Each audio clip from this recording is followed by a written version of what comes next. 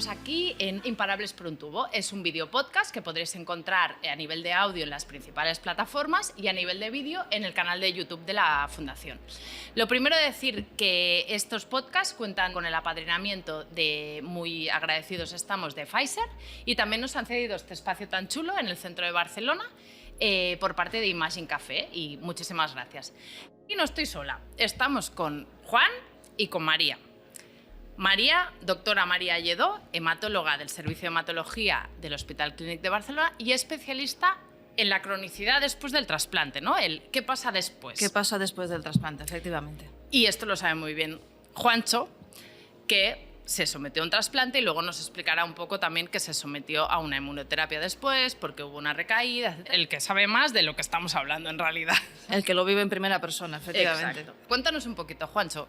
Bueno, pues soy paciente de una leucemia linfoblástica desde el 2017, trasplantado de médula ese mismo año, que a los 6 meses pude conseguir un donante 100% compatible, y a los 6 meses de trasplante hubo una recaída precoz y bueno, eso terminó llevándome a someterme a en su momento un ensayo clínico, una terapia alternativa, la inmunoterapia CAR, aquí en el Hospital Clínic, y aquí estás. Y aquí estoy casi 4 años después.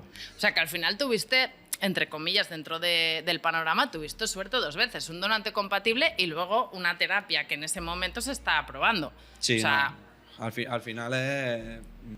Hay oportunidades, sí. Hay oportunidades. ¿Qué pasa? ¿Por qué se somete un paciente a un trasplante? En resumen, ¿no? ¿Para qué funciona un trasplante de médula ósea? ¿Qué es? ¿Es la médula espinal? ¿Te cortan la espalda en 2? No, ¿no? No. Cuando nos referimos a trasplante de médula ósea, nos referimos al trasplante de eso, médula ósea, ¿no? Que la médula ósea es la fábrica de las células de la sangre, ¿no? Entonces, nosotros cuando hacemos una analítica, ¿no? Las células que vemos en esa analítica son las células ya maduras, ¿no? Pero estas células maduras antes, ¿no? Se han tenido que producir en la médula ósea. Entonces están en el interior de los huesos pues para proteger, ¿no? Lo que son las células que van a contribuir a nuestra vida, ¿no? De manera importante. Entonces, para que se nos entienda, al final es la esponjita que hay en el tuétano, ¿no? Es el tuétano. El tuétano. Es el tuétano. O sea, lo que hay dentro del hueso, eso es lo que genera las células que se trasplantan y que necesita un paciente de leucemia, de linfoma, de otros cánceres de la sangre, básicamente. Básicamente, exacto, de cánceres de la sangre. ¿Por qué? Porque la leucemia se produce en la célula de la sangre, y para que nosotros podamos curarla, aparte de quimioterapias y cosas varias, ¿no? En algunos casos hemos de cambiar por completo la médula ósea y por eso necesitamos un donante compatible, ¿no? Que puede ser familiar o no, para poder volver a empezar. Recordamos que en España el registro de donantes de médula es uno de los programas de la Fundación Josep Carreras, que lleva en coordinación con la Organización Nacional de Trasplantes, todas las comunidades autónomas, y cuando un paciente, que pasa muchas veces, porque solo 1 de cada 4 tiene un donante en su familia. También hoy en día, si tuviéramos 15 hermanos todos, a lo mejor pues sería más fácil, pero normalmente cada vez menos, ¿no? Y entonces, bueno, se busca un donante en todo el mundo, están todos los registros conectados y se encuentra este donante. En tu caso me parece que era un español. Más concretamente creo que era valenciano. Da, pero eso, es lo único que se sabe. No se sabe nada más. Pero ya está. Pero pues, al final coincide con otra gente que incluso conoce historias que le vienen de fuera. Sí, americano, alemán, de un montón de sitios. Claro, el trasplante al final es la oportunidad de curación para, en el caso de la leucemia que tenía Juancho, que te la diagnosticaban con 19 años, ¿no?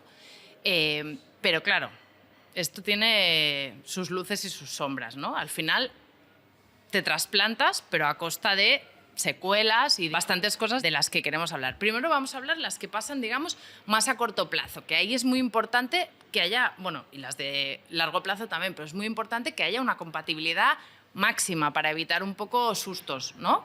Efectivamente, se intenta buscar que haya máxima compatibilidad. Cuando hablamos del 100%, obviamente no es el 100% de la genética, ¿no? Es el 100% de los genes que se conocen que están más implicados, ¿no? en la enfermedad de injerto contrarreceptor, ¿no? o en el sistema inmunológico, ¿no? y en la respuesta inmune, ¿vale? Entonces sí que se acepta cierto grado de disparidad, que puede ser incluso el 80%, pero es importante esto, ¿no? Que es el 100% de lo que nosotros consideramos que es importante a nivel del sistema inmune. Pero hay otros muchos genes, diferencias, ¿no? Que quizás son menores, pero que son capaces, ¿no? de provocar una respuesta inmune que luego nos va a generar una de las principales complicaciones que hay después del trasplante. Entonces, hay una parte principal, ¿no? Lo que llamamos el post-trasplante precoz, ¿no? Que es lo que ocurre en los primeros meses del trasplante. Dentro de los primeros meses está el primer mes, que es fundamental, que es cuando estáis en la cámara de aislamiento, ¿no? Que precisamente eso, está en una habitación individual, cámara de aislamiento, ¿no? Que se cuida, ¿no? Al máximo, ¿no? Que no entre ningún germen, ¿no? De fuera, ¿vale? Entonces el aire está filtrado, ¿no? Y hay una serie de medidas, ¿no? Para evitar al máximo las infecciones. ¿Por qué? Por eso, porque por un lado la quimioterapia y la radioterapia que reciben para prepararse para recibir la médula nueva les deja a cero de absolutamente todo, ¿no? De defensas, de sangre, de plaquetas, ¿no? Y hay transfusiones, ¿no? Te quedas recién nacido otra vez. Totalmente. Ahora hablemos más a medio largo plazo. Nos decía Juancho, es que tengo cataratas. Claro, Juancho tiene 25 años, claro. Son cosas así, o sea, al final es habitual que de repente pases de recuperarte, digamos, de una enfermedad para volver a tener muchas otras. Hay cosas que la gente piensa que son tonterías, pero para nosotros son cosas que antes de los tratamientos, antes de este proceso, las teníamos totalmente normalizadas, o sea, son cosas que son normales para todo el mundo, y a posteriori tú te vas notando de que hay ciertas cosas como el tema de la vista, pérdidas pequeñas de memoria, tembleques, dolores y demás, que al final dices, algo no va como antes. Entonces sí que es verdad que a posteriori hay algo, pero como te he dicho, las cataratas... A ver, que a priori dirías, sí, es lo de menos, pero claro, también en muchos casos... Juancho es un caso que también que estás, o por lo menos desde fuera, estás muy, muy recuperado. Sí, totalmente. Pero bueno, claro, no todo el mundo tiene las más secuelas. Os voy a enseñar un vídeo, a ver qué os parece, ¿vale? Cuando recibes la noticia que tienes leucemia, todo el mundo se para. Y a partir de ahí te centras en eso, o sea, no existe nada más. Es lo único que existe en tu vida. El problema es cuando, si tienes suerte y el tratamiento funciona, cuando digamos que llegas a una cierta estabilidad, te das cuenta que es una cosa que nadie te dice. O sea, te curas para volver a tu vida y esa vida nunca va a volver. En ese momento es, en mi caso, cuando yo necesité ayuda psicológica. Porque claro, yo sobreviví esperando volver, como si fuera un paréntesis en mi vida. Y en realidad ese paréntesis se abre pero no se cierra. Porque aparte del tiempo que estás en tratamiento, que es un periodo muy largo, después te quedan secuelas psicológicas y físicas. Además que a nivel social dejas de ser una persona normal.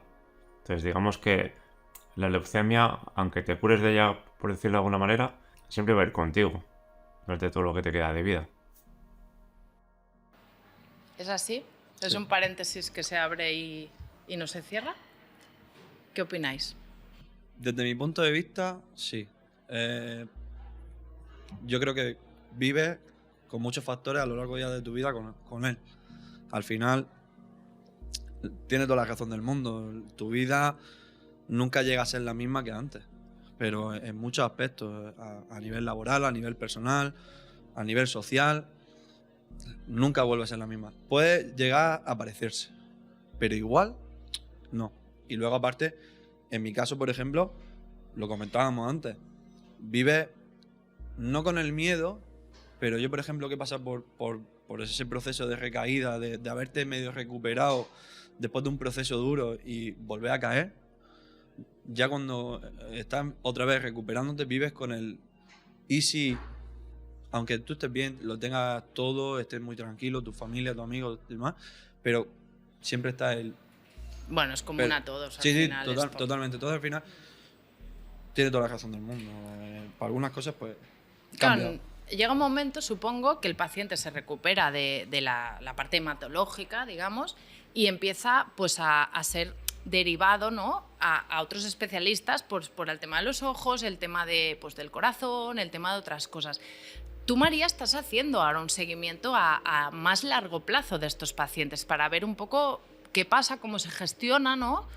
Explícanos un poquito, a ver, sí, cuál es el planteamiento, el objetivo que tenéis. Vale. Sí, no, esto surge también de eso, de la necesidad, ¿no?, de seguir cuidando, ¿no?, a los pacientes que han estado sometidos a un trasplante y que quieras que no, pues eso, ¿no?, O sea, por un lado es positivo poder hablar de sobrevivir a un trasplante, ¿no? Porque es verdad que antes no había una supervivencia tan elevada como en los últimos años, pero es verdad que a medida que esos pacientes sobreviven y van cumpliendo años, pues se va viendo, ¿no?, las secuelas, ¿no?, del haber estado sometidos a varias quimioterapias, a radioterapia, ¿no?, y que todos esos efectos secundarios de todos esos fármacos, ¿no?, hay efectos secundarios agudos, pero hay efectos secundarios crónicos, ¿no? Y luego además, pues Juancho seguro que se acuerda, en los primeros meses del trasplante, del post-trasplante, pues igual se toman entre 30 y 40 pastillas al día, ¿no? Pastillero Sí, organizadísimo.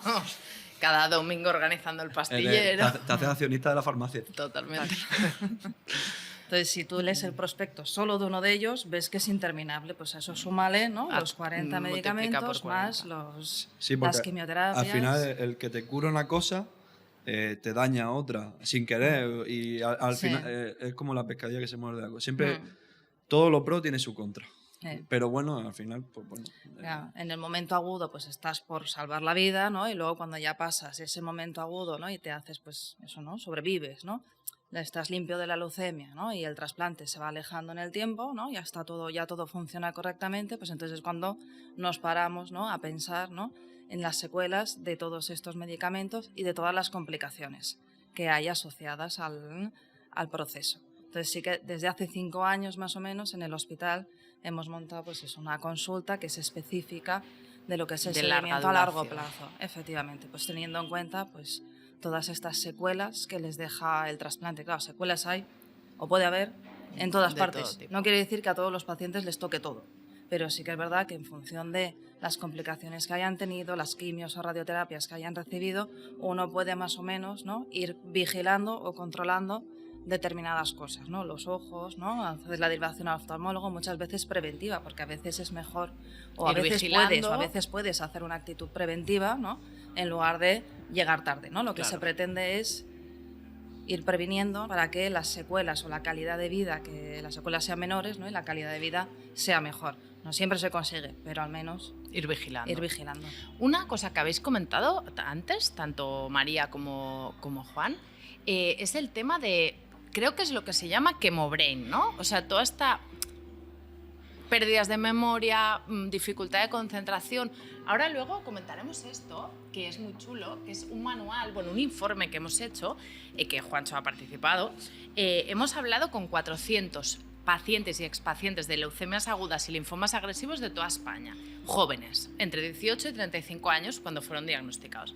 Y les hemos preguntado un poco por todo lo que no era médico, ¿no? ¿Qué te pasa? ¿Qué te pasa en el trabajo? ¿Qué te pasa en la uni? ¿Qué te pasa en no sé qué? Por ejemplo, en la universidad, más del 50% señalaban que tenían dificultades para continuar los estudios a nivel de esto, de focalizar, de concentrar, de pequeños despistes. Se va pasando, ¿verdad? Esto, pero pasa a muchos pacientes realmente. La verdad es que es bastante constante esta queja, entre comillas, porque no es que sea una queja, pero sí que es verdad que es lo que dice Juancho, ¿no? Tú cuando te curas pretendes volver a tu vida de antes, ¿no? Y a veces te das cuenta de que tienes ciertas limitaciones y el chemobrain es una de ellas, ¿no?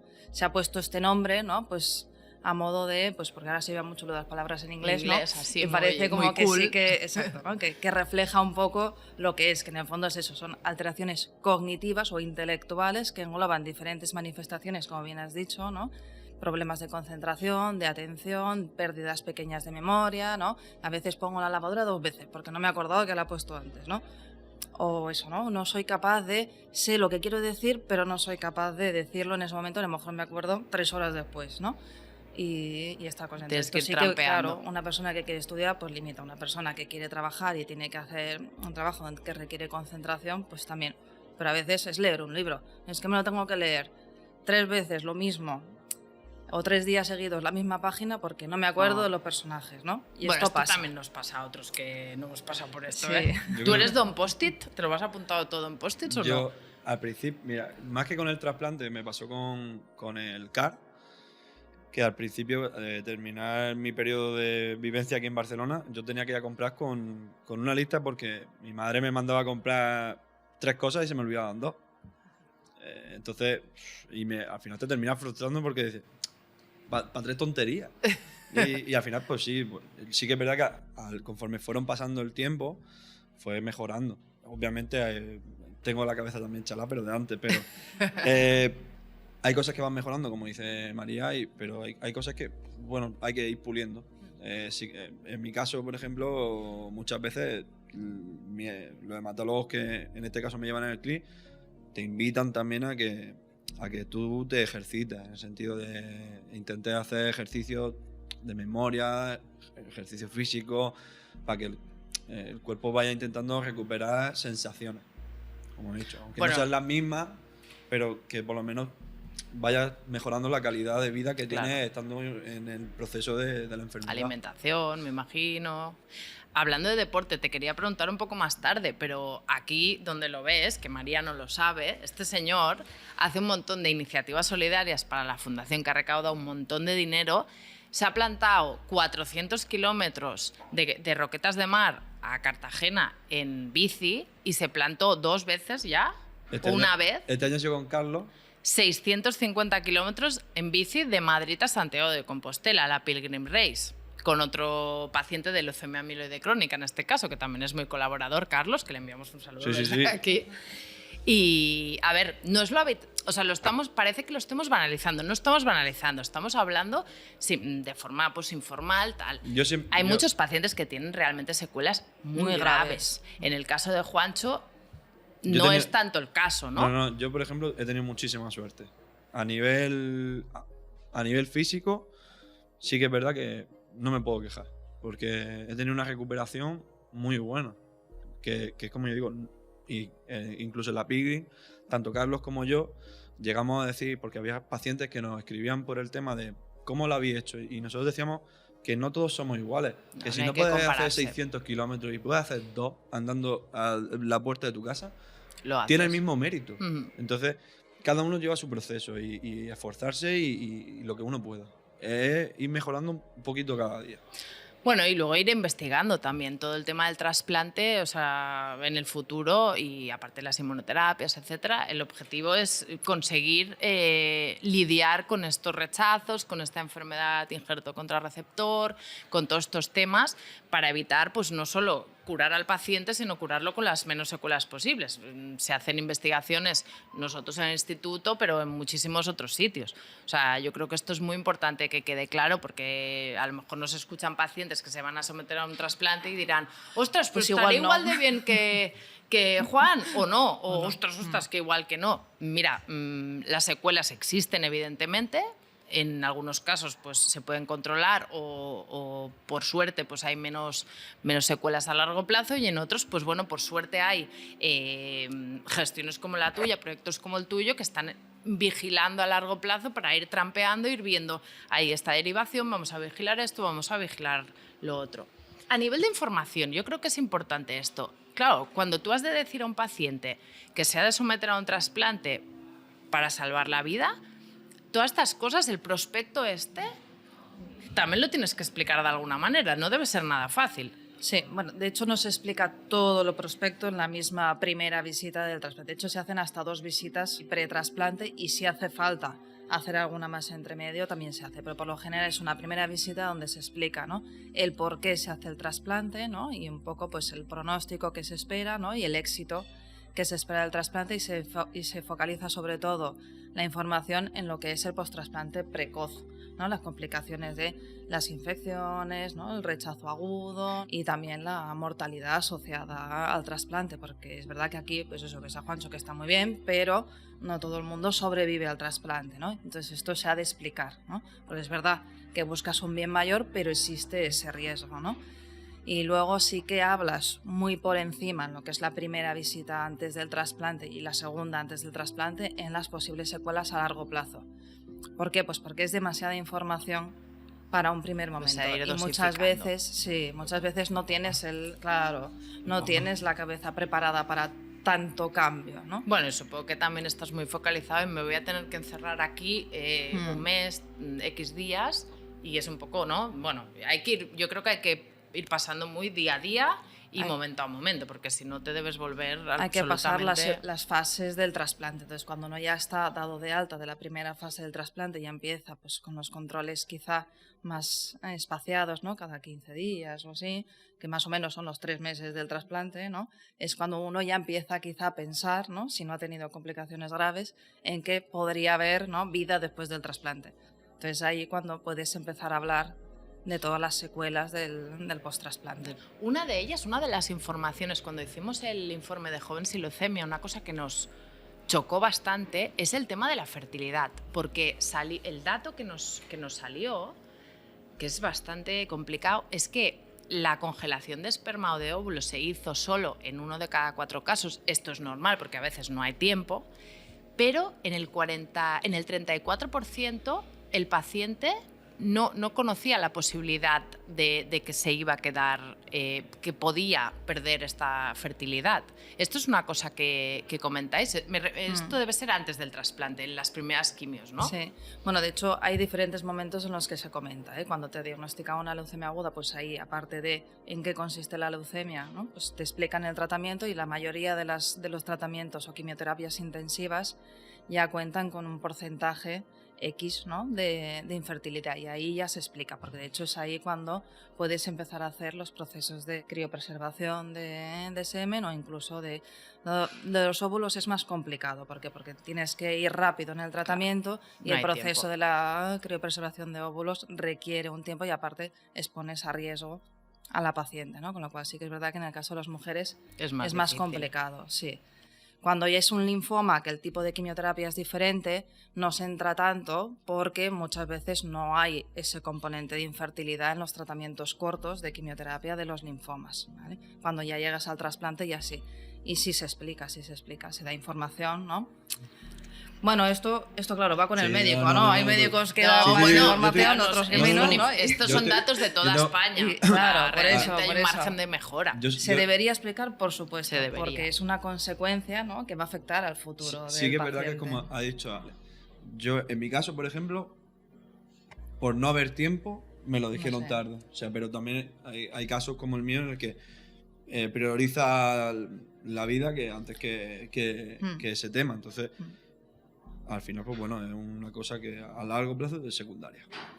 Sí, no, y eso es verdad, ¿eh? Quiero decir que una cosa es que nosotros como médicos prioricemos el tratamiento porque entendemos que hay una prioridad, ¿no? de salvar la vida, pero también es una decisión que, como afecta al paciente Claro. al menos debería conocer. Luego ya tomará la decisión que Bueno, sobre que quiera, todo ¿no? pacientes Pero- en estas edades, ¿no? Al final, que es un tema que, bueno, te lo puedes plantear, ¿no? en la vida.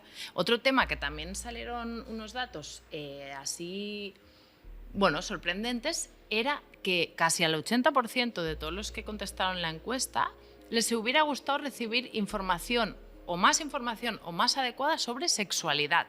O sea, hablamos de pacientes jóvenes, a ver, que sexualidad está en todas las edades, pero quizás también es un tema delicado que a lo mejor no sé si te da más apuro preguntar o no sé si se plantea de buenas a primeras.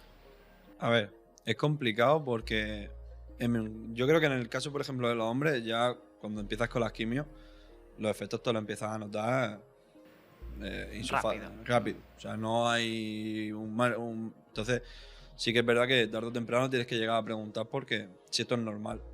Ya te dicen que es un proceso en el que obviamente estás llevando muchísima medicación, unos fármacos bastante fuertes para acabar con la enfermedad, y obviamente tanto lo bueno como lo malo pues se va con esa... Entonces, es un paréntesis que bueno, tienes que vivir. Entonces, en mi caso fue un proceso, eso, trasplante y demás, que tienes que asumir que, aparte, que el cuerpo no está para tantos trotes. Bueno, no, yo creo que lo importante no es si se puede o no se puede, sino que se pueda informar, que el paciente pueda tener acceso a una información de calidad respecto a un montón de temas variados, ¿no? Bueno, y esto que tú dices, ¿no? Es que sepas, ¿no? Que puedas preguntar si esto es normal que me pase o no. Porque hay gente que, porque no sabe si eso es normal o no, acaba sin preguntar, ¿no? Entonces, a veces... En mi caso, sí que es verdad que incluso cuando ya pregunté, me dijeron, si en algún momento mantienes relaciones, precaución ante todo, está bajo mínimo, ya no es riesgo de embarazo ni nada, es simplemente riesgo de cualquier tipo de infección que te pueda afectar y demás. O sea, eso sí que es verdad que a mí desde el minuto 1 me lo dejaron claro porque hay que tenerlo presente, que te bajan las defensas, tu sistema inmune está a cao. Entonces, partiendo de la base. Luego, aparte, pues, como he dicho, si el cuerpo no está para trotes, pues prioriza para otras cosas. Muy bien. Ahora ya te considerarías, digamos, paciente crónico, ¿no? ¿Cómo pasas de ser un paciente crítico, digamos, que tienes 10 millones de ojos observándote y parametrizándote todo el rato, y va pasando el tiempo y hay un momento que no sé, pasas de 100 a 0 en un momento, o de 0 a 100? Mi proceso fue, me trasladé de ciudad porque en el hospital en el que estaba no había más recursos y pasé de un pronóstico muy malo a llegar aquí y con mi pronóstico malo llega el médico y decirme, tranquilo, esto se estudia, se hace, todo sale bien. Al principio te cuesta creértelo, entonces, como tú dices, vienes de ser un paciente con riesgo de un final fatídico, a poco ir remontando, y llegaba a un punto en el que, es que yo no me imaginaba hace casi 4 años que iba a poder hacer una carrera, ni que a lo mejor iba a poder estar viajando, ni que iba a poder estar viviendo, como te he dicho antes, estoy viviendo en la playa. Pero sí que es verdad que ahora, a día de hoy, voy viendo imágenes, vídeos y demás de esos años y dices, hostia, mentalmente hay que asimilarlo, porque son momentos muy complicados. Pero incluso que tus mismos médicos van pasando los años y dicen, la cosa mejora y demás, y además yo cada vez que voy a una visita, cuando entras por la puerta de la consulta, tú nada más verle la cara al médico, ya sabes que la cosa va bien o va mal y demás. Entonces ya es como, ya entras y dices... Si os nota en la cara, ¿no? Bueno, pero porque también claro, te hacemos conoces. un seguimiento que al final eso, o sea, casi que entras en la vida del paciente, Claro. ¿no? Porque es un seguimiento muy prolongado durante mucho tiempo, pero además muy seguido, ¿no? Es decir, que es muy frecuente. Entonces yo pienso que eso, que es una experiencia brutal. O sea, el vivir, como tú dices, la vida de no tener nada a poder tenerlo todo, Lo más, imparable. no se puede explicar. Tengo una sorpresa para cada uno. Ahora veréis. Pero quiero que me expliquéis. Cuando salimos del hospital, colgamos la bata, nos vamos, salimos de esta consulta, todo ha ido bien. ¿Qué hacéis vosotros? O sea, una doctora de hematología que está metida cada día con pacientes de trasplante, en cámaras de aislamiento, sales y ¿qué haces? ¿Cómo te distraes? ¿Cómo? Tienes 3 hijos. Exacto, yo tengo Claro. la suerte de que tengo 3 niñas que ya me consumen el resto del tiempo, ¿no? Con lo No hago cual- nada más. ¿Pero qué te gusta hacer? Con ¿Te lo gusta cual, leer? sí. ¿Te gusta caminar? No, ¿Ir al sí, cine? sí. Me gusta leer, me gusta, bueno, caminar por la montaña, esas cosas, y hago deporte, hago vóley, ¿no? Con muy las bien. madres del colegio, se puede decir, ¿no? Con las Sí, madres del con las colegio de madres las del niñas. colegio. Las podemos hasta saludar a las madres del colegio. Y luego, pues eso, ¿no? Las cosas del día a día de las niñas, ¿no? La playa, consumen tiempo. Consumen Sí, sí. tiempo, sí. Y tú te montas a la bici, bajas de la bici y ¿qué Yo más? salgo de la consulta y me tomo la cerveza. Ah, muy si todo bien, ha salido bien, fantástico. si todo Bueno, ha salido yo a la bien, Hay que cerveza también me celebrarlo. apunto, ¿eh? hay que celebrarlo. Hay que celebrarlo todo. Después estás en casa, estás con los perros y entrenar para locuras varias. Vamos a avisar que los que nos escuchen en audio en plataformas de podcast lo tienen todo en nuestro canal de YouTube de la Fundación y pueden ver los vídeos, nos pueden ver a nosotros mientras estamos hablando. ¿Quién va primero? ¿María? Venga, En la titular. a ver. Aquí estamos en igualdad de condiciones.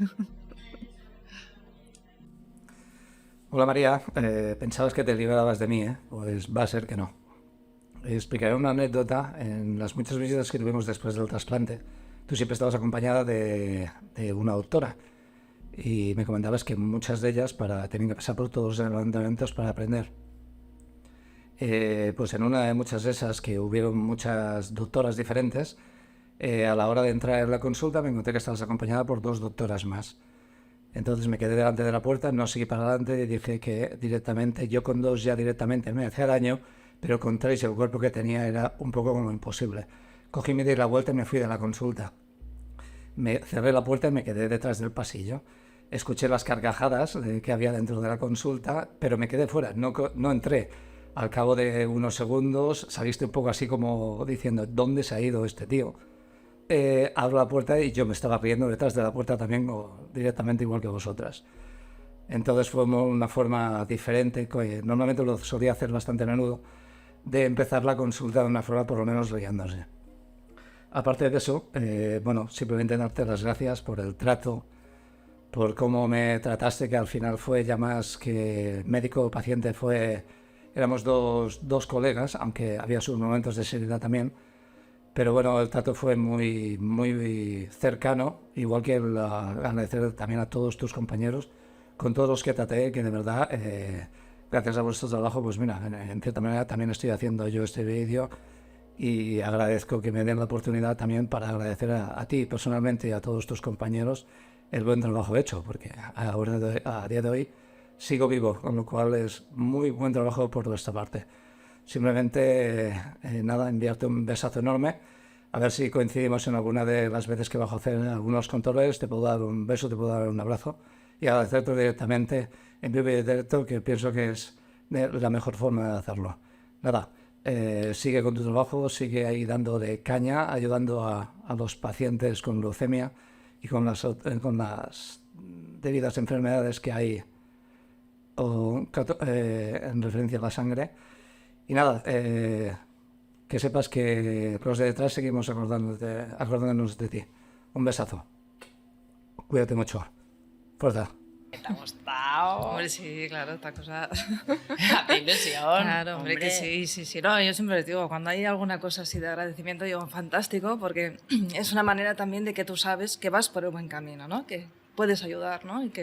Y además, en el caso, este chico se llama Tonetti, y fue uno de los trasplantados en plena pandemia. O sea que tela marinera. Está súper bien, está súper contento y es un imparable brutal. Y ahora tenemos uno para ti también. Uy, Párate. tu madre, ¿te imaginas? No. La señora Amparo. A mí me encanta tu madre, ya lo sé. Bueno. Cuéntanos quién es. Mi pareja. Y es una imparable, tu pareja también. Es una imparable contra el linfoma. A ver qué dice. Hola, espero que el podcast haya ido bien, espero que todas las personas que te escuchen puedan seguir teniendo esperanza y viendo que después de una enfermedad y del tratamiento sigue habiendo vida. Y bueno, Juan, yo hacia ti sabes todo lo que significas y todas las buenas sensaciones que tengo contigo, que eres una persona maravillosa y espero que mucha gente pueda llegar a donde tú estás llegando, tras toda la leucemia y toda la cantidad de tratamientos. En fin, yo creo que no tengo nada más que decirte. Solo espero que con esto se pueda ayudar a la cantidad de pacientes que te escuchen y que puedan entender que hay vida y esperanza y que no todo lo malo del cáncer es la enfermedad, que trae consigo cosas muy buenas como es relaciones personales, gente que puedes conocer y bueno, muchos valores y principios. Creo que tú y yo ya lo sabemos. Un besito. Se lo ha grabado hoy o ayer, porque se cortó el pelo el otro día.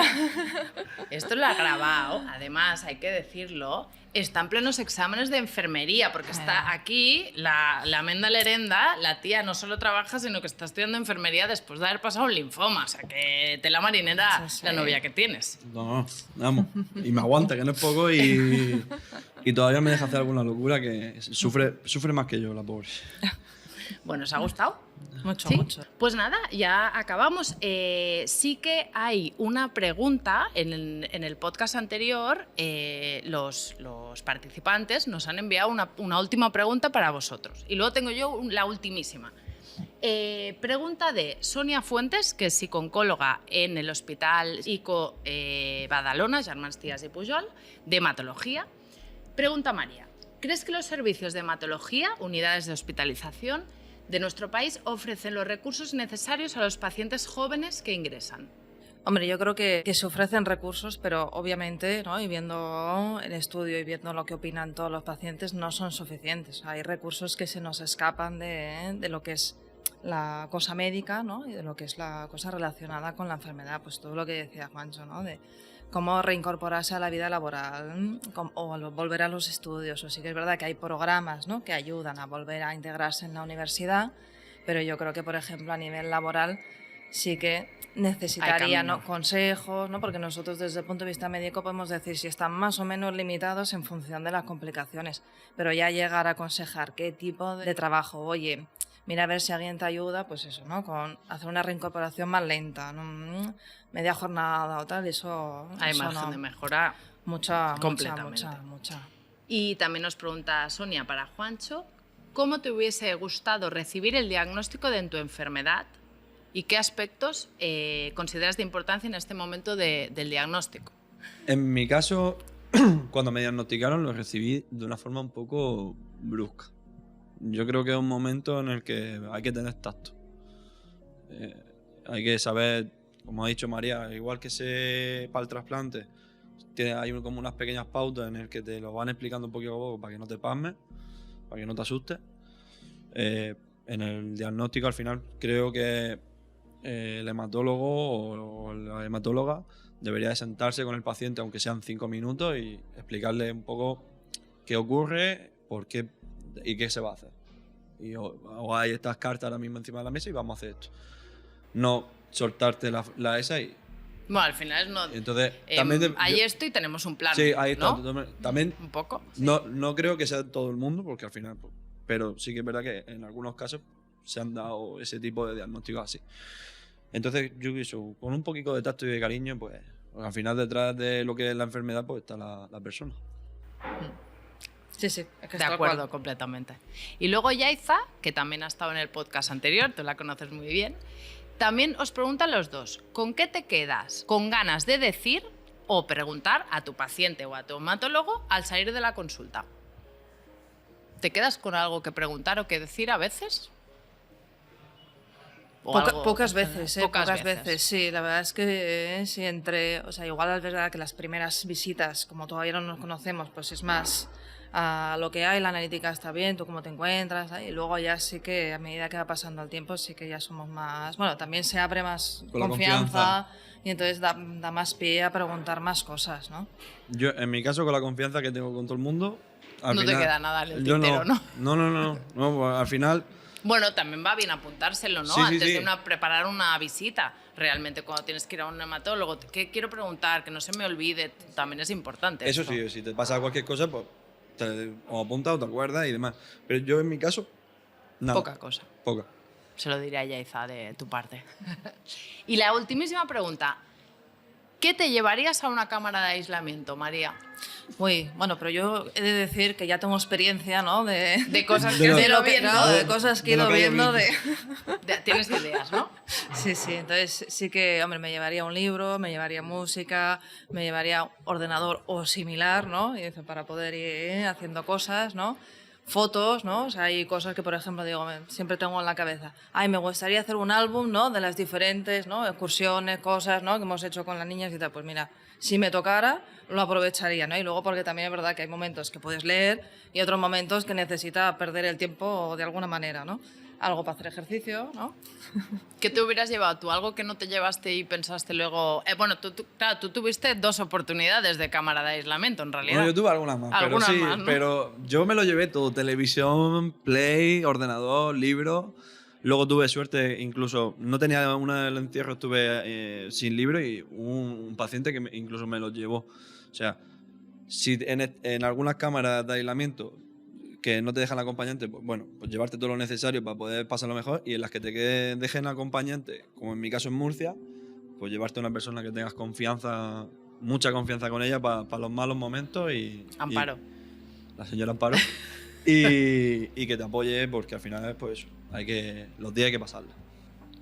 Pues muchísimas gracias. En último lugar, nos queda presentar el consultorio, que como hemos dicho antes, en el consultorio se va a hablar de HLA, que son los antígenos leucocitarios humanos, que es una parte muy importante del trasplante para ver que 2 personas son o no son compatibles y qué va a pasar, ¿no? Después. Es una parte muy importante. Complicada, pero yo creo que la doctora Juliana Villa, que es la directora del registro de donantes, lo explica muy bien. Ya lo veréis. Hola, buenos días. Yo soy Juliana Villa, directora del registro de donantes de médula ósea de la Fundación Josep Carreras, y les voy a explicar lo que es el HLA. HLA son las siglas en inglés de antígenos leucocitarios humanos. ¿Y esto qué es? Son proteínas que tenemos en prácticamente todas las células de nuestro cuerpo y que le permiten a nuestro sistema inmune reconocerlas como propias, de manera que cuando las células del sistema inmune se encuentran con ellas, saben que pertenecen a nuestro organismo y por tanto que no tienen que reaccionar. cuando por alguna razón las células se enferman o quizá tenemos bacterias o células diferentes a nuestro organismo dentro del cuerpo, pues entonces el sistema inmune es capaz de reconocerlas como extrañas y activarse y reaccionar ante estas células. Y este tipo de características son las que son importantes a la hora de buscar un donante para un paciente que necesita un trasplante de médula ósea. Intentamos siempre buscar un donante que esas características de HLA sean lo más similares posibles para que esas nuevas células del donante pues puedan combatir la enfermedad que tiene el paciente sin causar demasiados efectos secundarios. Pues muchas gracias a la doctora Juliana Villa por habernoslo explicado también. Os queda vosotros preguntar a los siguientes invitados, que no sabéis quiénes son, pero les lanzáis vuestra pregunta. ¿Qué pregunta es? ¿Te lo has pensado? Sí, ya me he quedado pillado, porque pensaba que eran médicos. Pero Mira, bueno, son médicos, vale. va. Yo Decimos algo. quiero preguntar si creen que en un futuro a medio largo plazo la inmunoterapia, como tipo CAR, puede llegar a terminar de sustituir a los trasplantes. Muy buena pregunta. Además que tenemos aquí entre el público al director médico de la Fundación, al doctor Carreras, y esta pregunta seguro que le ha gustado. ¿Y tú, María? Yo voy más también por el tema de la información, ¿no? O sea, cuando hay un diagnóstico de una leucemia, que yo me dedico sobre todo al mundo de los adultos, ¿no? Pero me llama mucho la atención saber cómo los hematólogos pediátricos, ¿no?, son capaces de explicarle a un niño, ¿no?, qué es una leucemia y qué va a suponer en su vida, ¿no?, de niño, ¿no?, cambiar su casa por un hospital. Es una pregunta bastante buena también. Pues muchísimas gracias a los dos por estar aquí en Imparables por un tubo. Estamos súper contentos de que hayáis podido venir. Lo dejamos aquí. Recordamos muchísimas gracias al padrino de estos podcasts, a Pfizer. Recordamos también muchísimas gracias a la cesión de este súper espacio por parte de Imagine Café. Yo creo que hemos estado muy bien, muy a gusto. Os lleváis estas tazas de recuerdo, que siempre va bien esto. Y recordamos a todos los espectadores que nos pueden seguir en redes sociales, que cada mes hay un podcast y que si nos quieren sugerir temas o enviar preguntas o lo que sea, lo pueden hacer en un email que es podcast@fcarreras.es, que nos lo pondrán aquí debajo. Muchísimas gracias.